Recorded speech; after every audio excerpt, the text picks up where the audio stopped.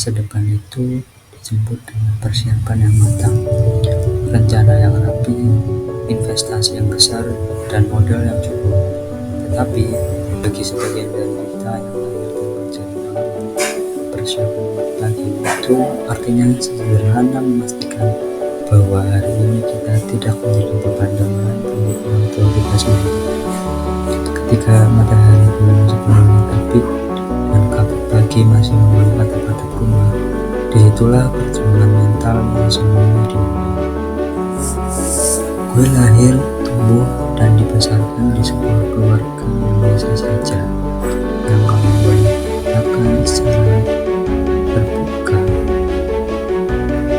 dan jujur, tanpa ada yang ditutupi, sangat sederhana. Dinding rumah ini yang semuanya mulai terekspos, suasana kamar yang sepi, dan sudut ruang yang warnanya mulai muda termakan waktu, adalah saksi bisu yang paling setia mengenai bagaimana kami bertahan dari hari ke hari, dari bulan ke bulan, melewati berbagai badai yang silih berganti.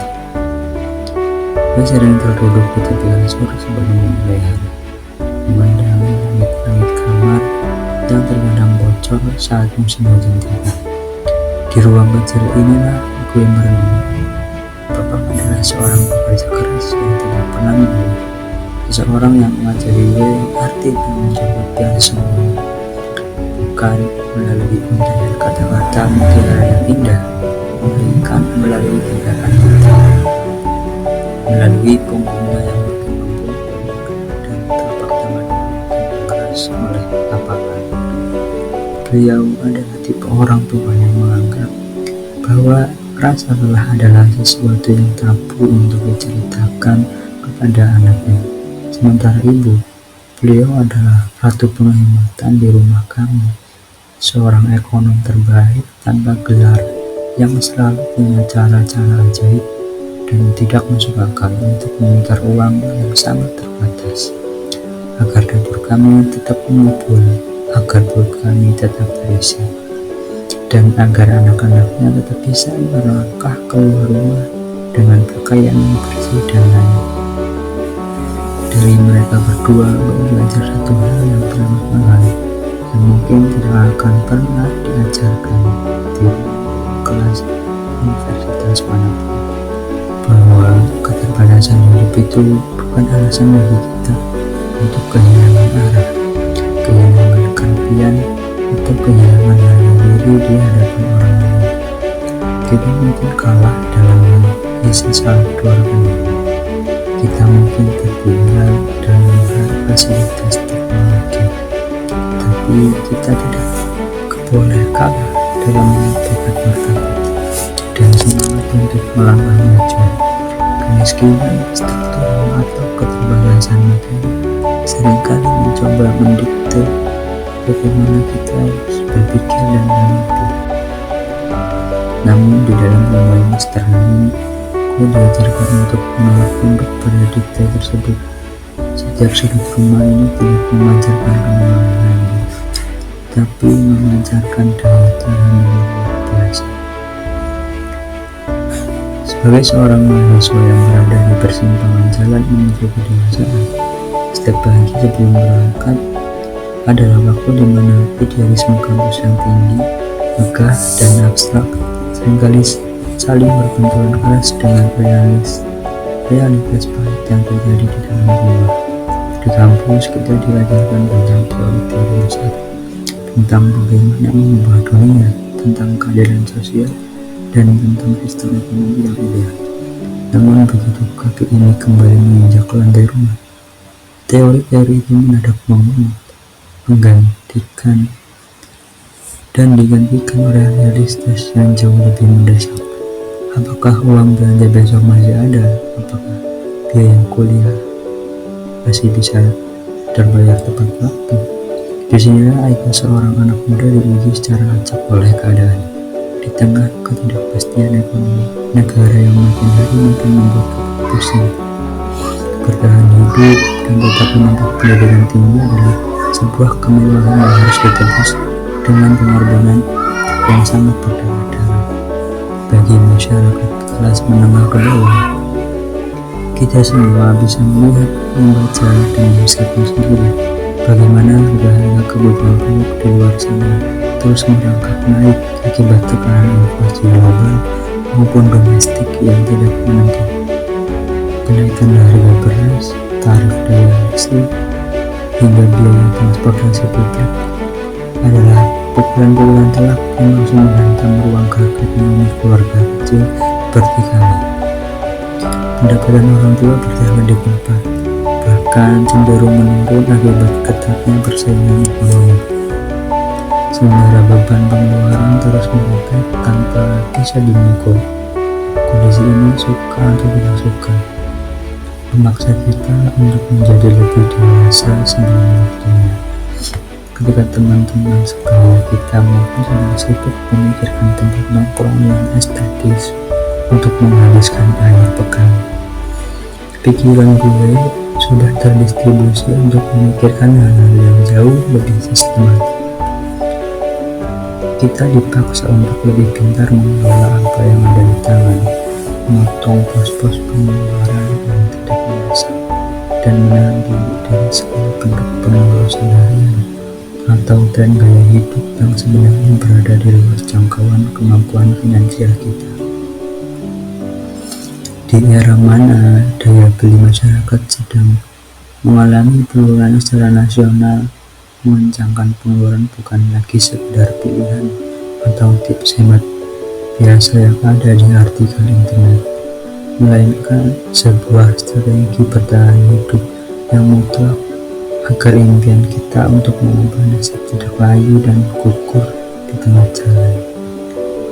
Sambil memandangi jalanan yang riuh, bising, dan penuh dengan kepulan asap knalpot setiap pagi, gue sering terlempar ke dalam refleksi yang cukup dalam mengenai bagaimana kebijakan ekonomi makro di tingkat pusat seringkali langsung memukul telak isi dompet masyarakat kecil di tingkat akar rumput. Setiap hari ada gejolak ekonomi, ketidakstabilan pasar, devaluasi mata uang, atau kenaikan tarif sekecil apapun di tingkat nasional. Dampaknya tidak pernah berupa angka-angka statistik yang terpampang di atas presentasi pejabat pemerintah. Dampak itu nyata, dampak itu berwujud nyata di atas meja makan rumah kami, mengubah menu makan kami dari yang biasa menjadi lebih sederhana, membatasi ruang gerak kami dan meningkatkan kecemasan orang tua saat mereka saling berbisik di ruang tengah ketika malam tiba. Sebagai mahasiswa, gue makin sadar bahwa kebijakan ekonomi itu bukan sekedar teori rumit di dalam buku teks kuliah yang tebal, bukan pula sekedar bahan perdebatan sengit di dalam ruang seminar akademis yang sejuk. Kebijakan ekonomi adalah penentu hidup mati, pandu kesejahteraan masyarakat yang sedang mengais rezeki di jalan. Para pedagang kaki lima, supir angkutan umum, buruh harian lepas, dan jutaan orang lainnya yang tidak memiliki kepastian pendapatan bulanan. Di tengah situasi nasional yang serba tidak pasti dan cenderung bergejolak ini, jarak antara impian untuk meraih gelar sarjana dan realita pahit untuk bisa bertahan hidup hingga hari kelulusan terasa makin lebar, makin terjal, dan penuh dengan rintangan psikologis yang tidak terduga. Kita seringkali merasa seperti sedang berlari di atas treadmill, mengeluarkan seluruh energi yang kita miliki, tetapi posisi kita tetap tidak bergeser dari tempat semula. Kesenjangan sosial di tingkat nasional bukan lagi sekedar isu sekunder yang dibahas saat ini, melainkan sebuah pemandangan sehari-hari yang memapar wajah kita secara langsung.